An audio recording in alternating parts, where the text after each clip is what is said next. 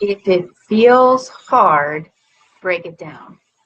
All right, welcome to today's goal setting session where we are meeting daily 7:45 for 15 minutes to be able to get our goals, our clarity, our vision on for what it is that we are looking to accomplish today and go from there. So, welcome. If this is your first time, this is an accountability session for people. It's also we'll call it a basketball team or a cheerleading squad or whatever you need to make a correlation to of someone who's going to show up for you daily. And also, ideally, other people as we build a community around people who are go-getters who want to truly achieve.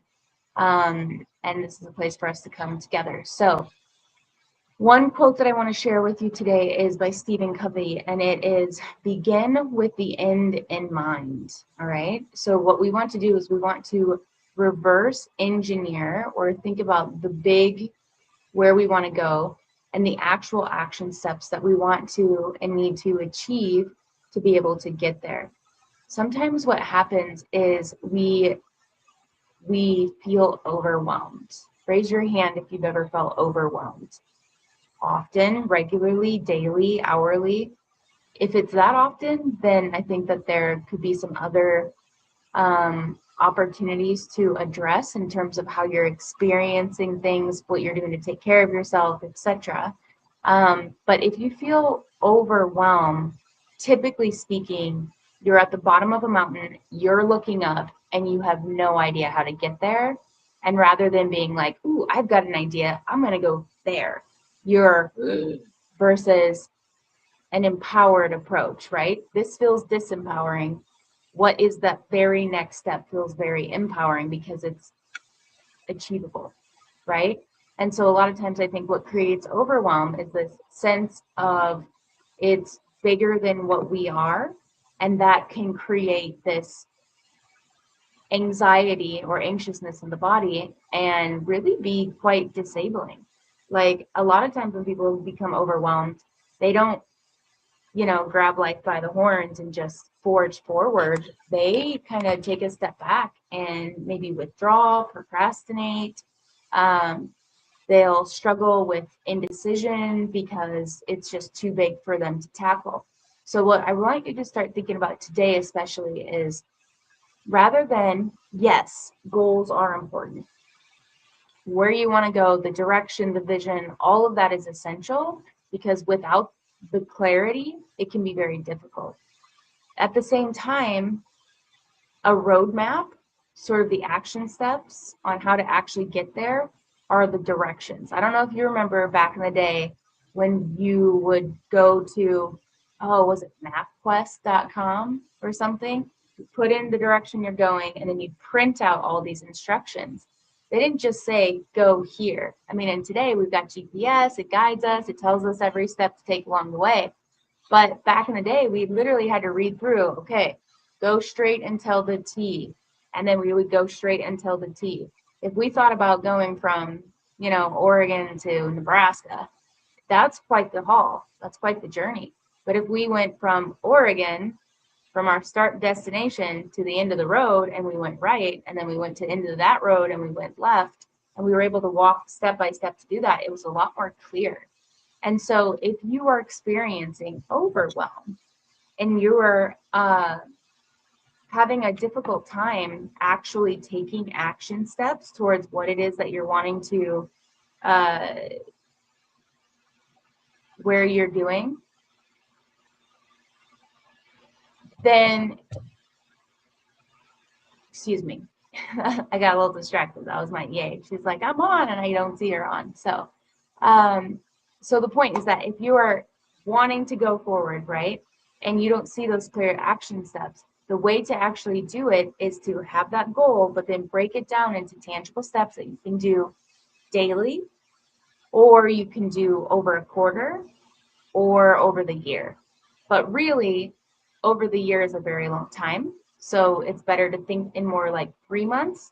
And then as you come up with your 3-month plan and the goals and objectives that you want to accomplish at the end of that 3 months, if you can break that down into weekly, and you can break that down even further into daily, And then you can break your days down even further into hourly, into 5 tasks, into 3. You see what I'm saying? You can do blocking, chunking.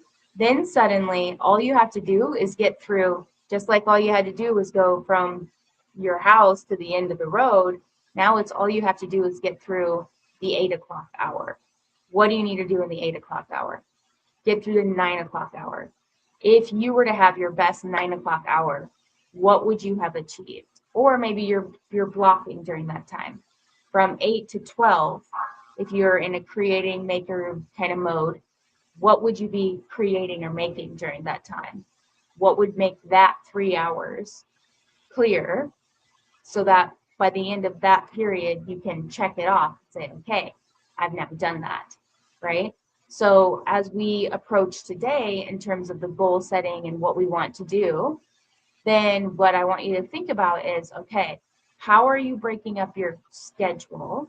So for the next 8, nice job, Tammy, welcome. So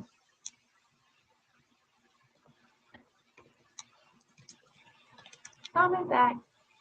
So fun. All right. So how are you breaking up your schedule and what do you actually need to do? So if you are a revenue generating professional, meaning that the activities and how you're spending your time is going to generate you financial results. This could be social media. This could be outreaches. This could be creating or running ads for you to be able to offer a product or a service to someone in exchange for value. And your livelihood depends on your ability to perform. It is essential that we use the 12 hours we work in a day, the 8 hours we work in a day, and think of it like little chips, right? I'm not much of a poker player, but I'm in Vegas right now. So it seems like a lot of people around me are here for some poker tournament. They all get chips that has a certain value associated with the color of the chip, right? So there are some tasks that might be, and I have no idea what the colors, so I'm just going to throw out colors of chips. Maybe your 15-minute blocks are a blue chip. What can you do and achieve and get done in 15 minutes? Do it, and then check it off. Maybe you've got red chips, and they're a 1 hour value, right? And that represents something. That hour, what can you achieve in that hour? Push yourself also. Is it 10 calls? Can you actually call 10 people in 60 minutes? Absolutely, you can. Probably more, because a lot of people won't answer. Okay? So, and then you've got, like, say, a black chip. Maybe that's worth 3 hours. Maybe you've got a book that you're writing, or you've got so some social media that you're filming and getting all ready. What can you accomplish in that chunk of time? So you can associate value to also the tasks, right? What are your highest value tasks? Maybe they are black, or maybe they are red, or maybe they're blue. You do your color coding, right? But then organize yourself in that same way throughout your day. So for us, for me, for today, my highest value task is getting a landing page put together to be able to give to one of my teammates, who is then going to put that together for me, because once that's done, once 10DLC on this new website is put together, I can actually start actively running text campaigns and calling, etc. from the CRM. Well, that's important. That takes weeks to be able to get approved. So if I don't do that, the longer I delay that activity or that action, the further out that pushes that getting done, and I can't do that. So of all the priorities for today, that is number 1. For you, what is that for you, right? Maybe that's your follow-ups. Maybe you've got some warm leads that you want to kind of engage and nurture. Maybe that is fill in the blanks for yourself. If your day is feeling overwhelming, how can you bring that down to the smallest of action steps, right? To the smallest of tasks. For what I have done for our company is use Claude to help generate a tool that is on a daily basis, what are the non-negotiables that we must accomplish? How are we tracking that? How are we measuring that, right? And these are these are tasks that they're important, some higher value than others. Uh, but being able to see it broken down, it's not, oh, we want this many followers. It's no, if we post this much a day for this length and period of time, if I'm actually out on the internet, right, which is why we're doing these live sessions, also because one, it also holds me accountable and builds in some structure in my nomadic days, right? It's very easy to be able to just, and a lot of people, I don't know how much you're into Enneagrams or Myers-Briggs, but there are certain personality types, often people in sales, who are people, but really your structure and routine is not something that we naturally gravitate to. We all need it to help us stay on track and focus, and we appreciate it when it's there. But when you have to get up for a job and go to that job, it is very different than when you have to get yourself up, get yourself organized, make yourself work out, make yourself do this, make yourself do that, right? We all sort of need managers to some extent. There are a few people, though it can happen, who are so intrinsically motivated. I mean, it happens all the time. And more of us than not benefit from having accountability buddies, from being managed, even though we are our own managers. And so we build those systems and put those systems and routines in place, even when we're doing things like traveling all the time for speaking, or, you know, how whatever our lives look like, they all look different. There's also different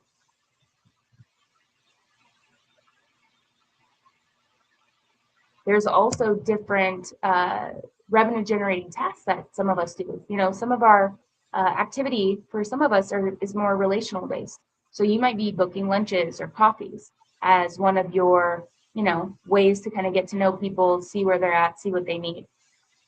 Maybe it's more you are doing discovery calls. Everybody has a different strategy that they're engaging in and that they're having put into motion.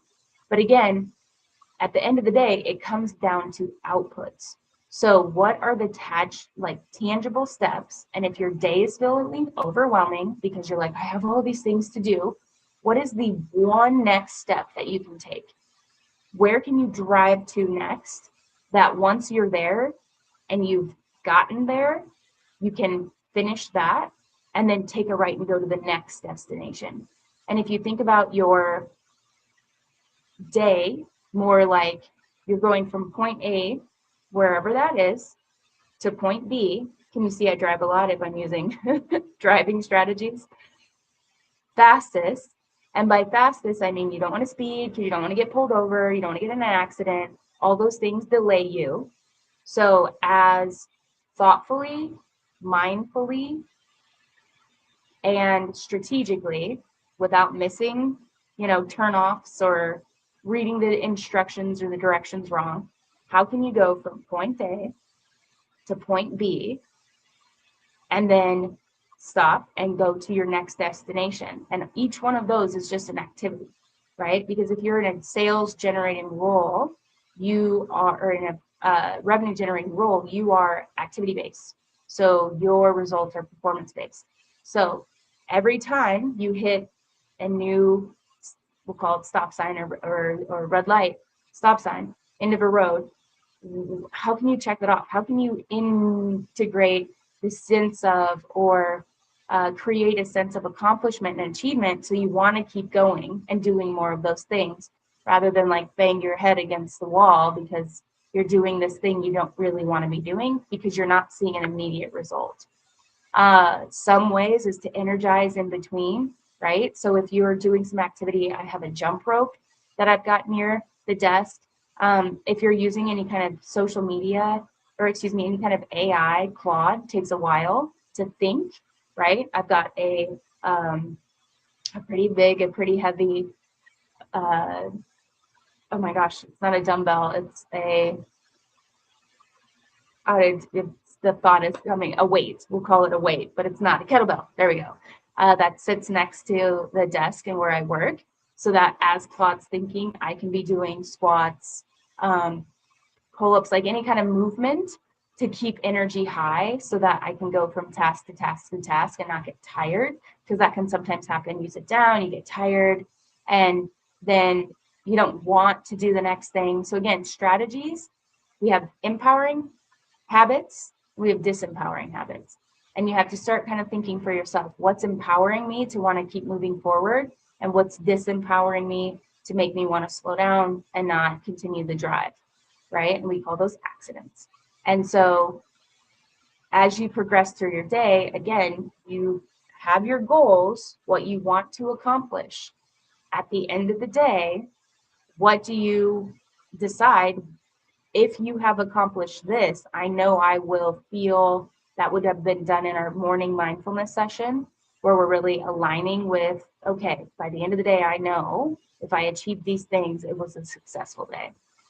What is that for you? And then if overwhelm overtakes, how can you conceptualize not just the top of the mountain or the destination in Nebraska? How can you reel that all the way back to, okay, where do I go first?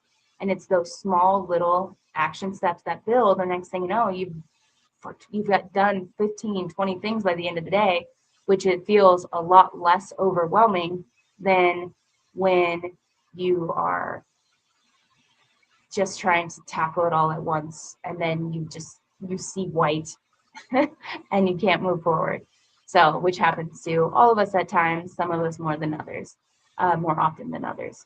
So that being said, drop a comment if you liked today's material. Let me know if there's anything that you would benefit from on a regular basis.